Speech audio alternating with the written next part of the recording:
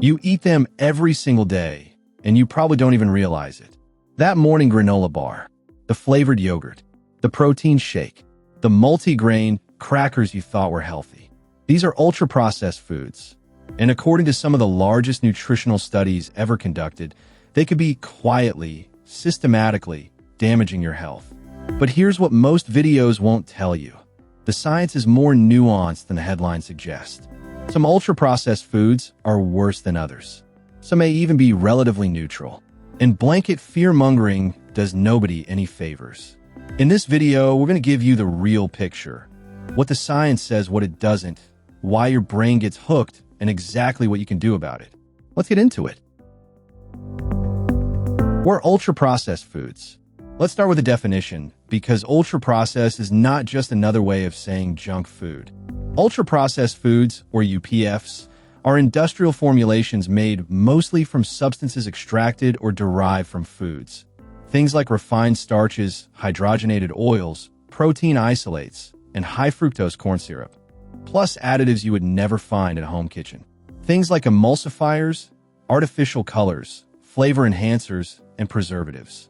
A simple way to think about it: if the product requires a factory, not just a kitchen, to make it and contains 5 or more ingredients, many of which you can't pronounce, it's likely ultra-processed. Examples include packaged bread and breakfast cereals, instant noodles, flavored chips and crackers, soft drinks and energy drinks, most fast food, processed meat like hot dogs and chicken nuggets, and even many plant-based meat alternatives. Notice that this list includes foods widely marketed as healthy. That's the first twist, and we'll come back to it. To understand ultra-processed foods, you need to know about the NOVA system, a food classification framework developed by researchers at the University of Sao Paulo in Brazil. NOVA divides foods into 4 groups based on how much industrial processing they've undergone. Group 1 is unprocessed or minimally processed foods: fruits, vegetables, meat, eggs, milk. Basically, foods as nature made them. Group 2 is processed culinary ingredients, things like olive oil, butter, salt, and sugar, used in cooking but not eaten alone. Group 3 is processed foods: canned vegetables, cured meats, artisan cheese. These have added salt, sugar, or oil, but they're still recognizable as food. Group 4 is ultra-processed foods, and this is where things get concerning. These are the industrial products we just described, high in calories, engineered for overconsumption, and stripped of the nutrients that whole foods provide. In countries like the United States and United Kingdom, ultra-processed foods now make up over 50 to 60% of total calorie intake. That number should give us pause. Now let's talk about what the research actually shows and where it has real limitations. Multiple large-scale observational studies have linked high ultra-processed food consumption to increased risks of obesity, type 2 diabetes, cardiovascular disease, certain cancers, depression, and even earlier death. A major 2019 study published in the BMJ, following over 100,000 French adults, found that a 10% increase in UPF consumption was associated with a 12% higher risk of cancer.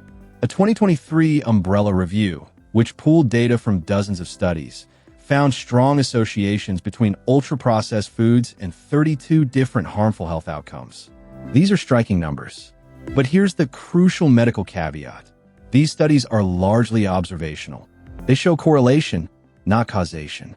People who eat more ultra-processed foods may also have poorer sleep, more stress, less access to fresh food, and lower incomes, all of which independently affect health. Disentangling UPFs specifically is genuinely difficult. The one randomized controlled trial, the gold standard of evidence, was conducted by the NIH in 2019.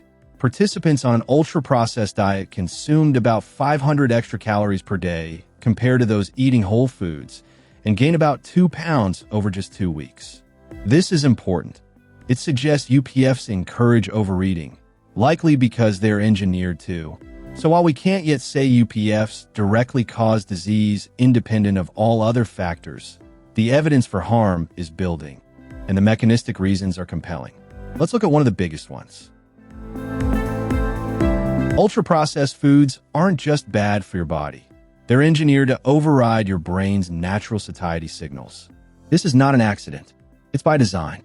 Food scientists refer to the concept of hyperpalatability, the combination of fat, sugar, salt, and texture in ratios that maximize pleasure without triggering fullness. Think of the satisfying crunch of a chip, the creamy sweetness of an ice cream bar, the light airiness of puffed snacks. None of these sensations are accidental. They're optimized through decades of consumer testing. When you eat these foods, your brain releases dopamine, the same reward chemical involved in gambling and social media addiction. Over time, your brain begins to crave the next hit.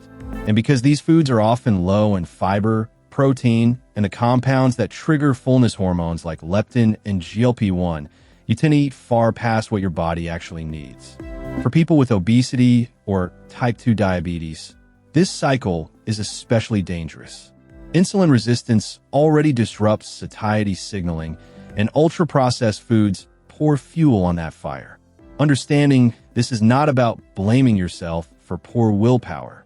It's about recognizing that these products are specifically designed to work against your biology.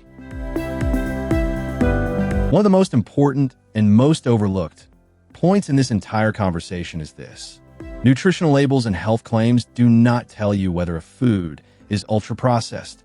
A granola bar can be high in fiber, low in sugar, fortified with vitamins, and still be a Nova Group 4 ultra-processed product. A protein shake marketed to gym goers can be packed with isolated whey, artificial sweeteners, emulsifiers, and flavor enhancers, and still carry a low-calorie badge. Plant-based meat alternatives, increasingly popular and often seen as environmentally and health-conscious choices, frequently score as highly ultra-processed. Many contain methyl cellulose, carrageenan, modified starches, and a dozen other additives far beyond what you'd use in a home kitchen. This doesn't mean you can never eat these foods. It means that the front-of-pack marketing and even the nutrition facts panel can mislead you. The ingredient list is always more informative than the health claim on the front. If it reads like a chemistry textbook, treat it accordingly. Knowing the problem is one thing. Doing something about it is another, especially when ultra-processed foods are cheaper, faster, and more convenient than whole food alternatives for many people. Let's be realistic about that. Here are practical, evidence-based strategies that work. First, cook more even imperfectly. A home-cooked meal using basic ingredients, even tinned tomatoes, lentils, and frozen vegetables, is almost always less processed than its packaged equivalent. It doesn't need to be gourmet. Second, use the 5-ingredient rule as a rough guide. If a packaged product has more than 5 ingredients, especially ingredients you don't recognize, think twice. Third, prioritize protein and fiber at every meal.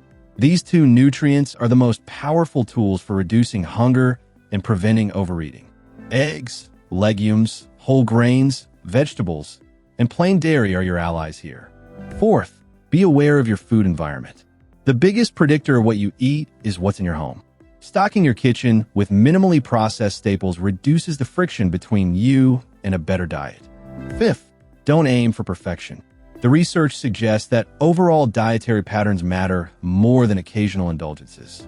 Reducing ultra-processed food consumption by 20 to 30% is far more achievable, and probably nearly as beneficial as eliminating it entirely. The real truth about ultra-processed foods isn't a simple headline.